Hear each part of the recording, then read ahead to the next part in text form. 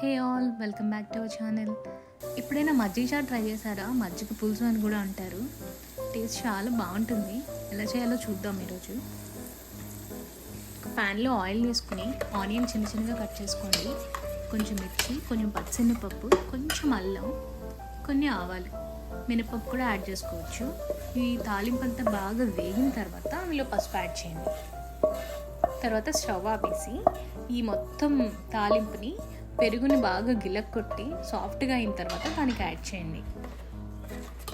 తర్వాత అంతా బాగా కలిసేలా కలపండి. కొంచెం పల్చగా చేసుకుంటే బాగుంటుంది. కొంచెం వాటర్ యాడ్ చేయండి. తర్వాత సాల్ట్ యాడ్ చేయండి. ఇది రైస్లోకి చాలా బాగుంటుంది. డెఫినెట్గా ట్రై చేయండి. ఎలా ఉందో కామెంట్ చేయండి. If you like this video, please like, share and subscribe to our channel. See you in the next one. Bye bye.